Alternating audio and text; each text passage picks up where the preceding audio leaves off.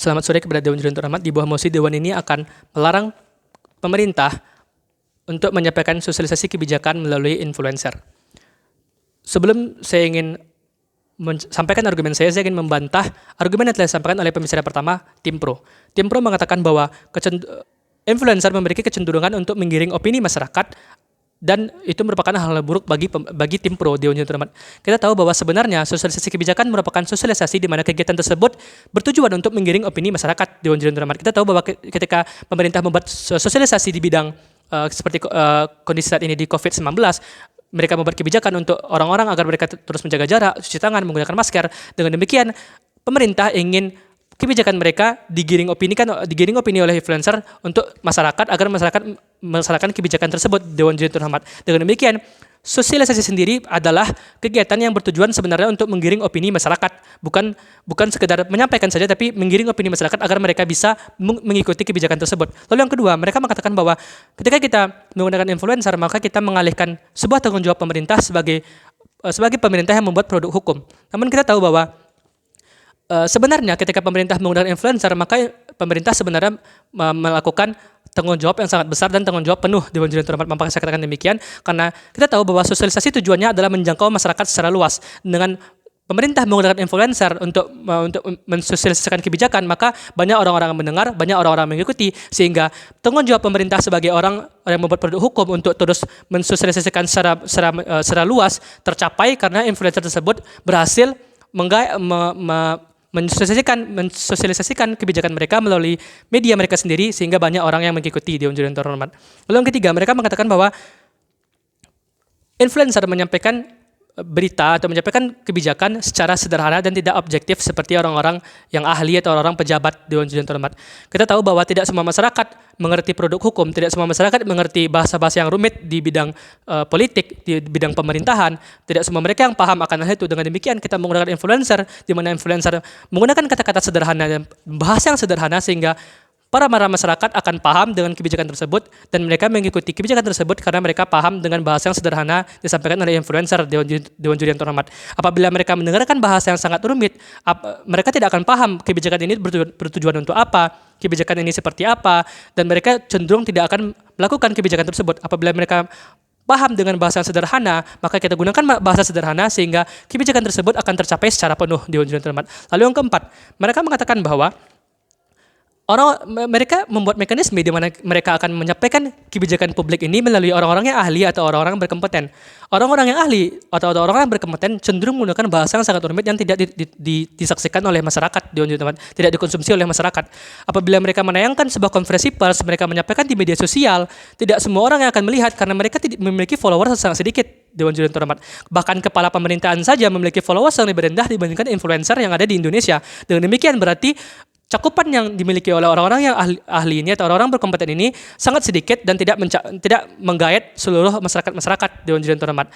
Dan lagi orang yang berkompeten atau orang ahli biasanya menggunakan bahasa-bahasa yang rumit sehingga orang-orang tidak paham dan tidak melakukan kebijakan yang telah dibuat oleh pemerintah.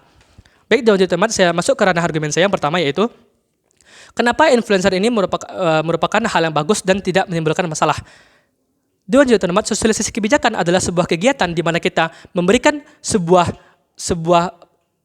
pemahaman terhadap orang-orang, kita memberikan pemahaman, dan ketika kita memberikan pemahaman kepada orang-orang, kita butuh koneksi atau cakupan yang sangat luas. Cakupan yang sangat luas dan koneksi yang sangat luas dimiliki oleh influencer. Influencer memiliki pengikut yang sangat banyak, memiliki koneksi yang sangat luas, sehingga dengan demikian sosialisasi jika digabungkan dengan influencer maka menjadi sebuah kebijakan yang sangat tepat Dewan Juri yang terhormat. Dengan pemerintah membuat kebijakan publik, kebijakan pemerintah akan disosialisasikan oleh influencer yang memiliki jaringan yang luas sehingga kebijakan tersebut akan tercapai secara penuh tanpa terkecuali Dewan Juri yang terhormat.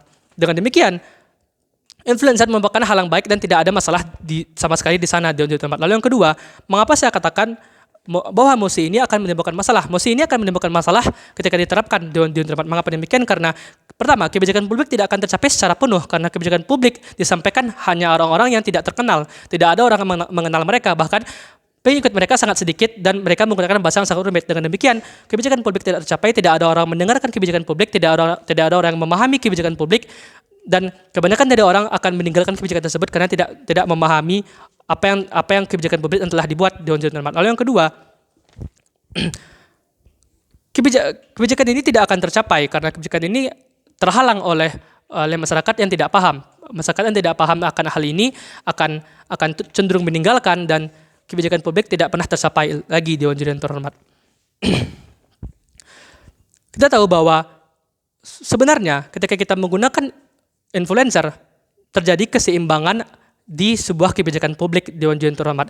Ketika kita menggunakan orang-orang yang ahli, ketika kita menggunakan orang-orang berkompeten, ketika kita menggunakan pejabat-pejabat negara untuk mensosialisasikan kebijakan, maka orang-orang yang ahli, maka kebijakan ini cenderung mutlak Dewan Juri yang terhormat.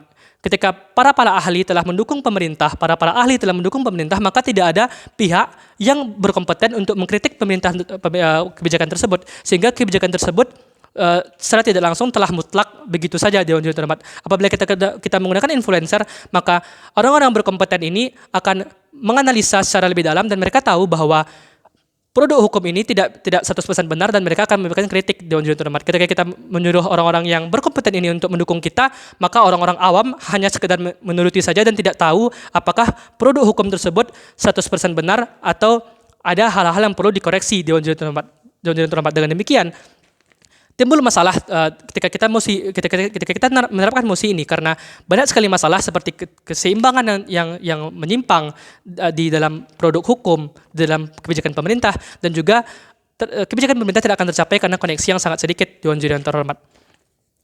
Mosi ini sangat menimbulkan masalah karena ketika kita melaksanakan mosi ini, pemerintah akan kehilangan tujuan mereka. Tujuan pemerintah di sini adalah terus menyampaikan sosialisasi kepada masyarakat. Sosialisasi ini akan disampaikan secara menyeluruh, tidak terkecuali apabila kita melarang influencer untuk menyebarkan informasi, maka nanti akan timbul masalah baru seperti influencer ini akan membuat opini sendiri dan menggiring opini masyarakat yang tidak sesuai dengan kebijakan publik. Dengan kita memanfaatkan influencer sendiri, maka influencer tidak akan bisa mengeluarkan opini mereka sendiri yang kita tahu bahwa mereka tidak orang yang ahli Dewan Juri yang terhormat. Kita tahu bahwa mereka tidak ahli, tapi mereka memiliki koneksi sehingga kita gunakan mereka agar tidak muncul opini-opini yang mereka keluarkan sendiri, namun opini mereka kita yang atur Dewan Juri terhormat. Dengan kita mengatur opini mereka memiliki koneksi yang sangat luas, kita mencapai tujuan kita, yaitu mensosialisasikan kebijakan publik secara penuh terhadap masyarakat tanpa terkecuali Dewan Juri terhormat. Sekian dari saya dan terus menolak mosi kali ini.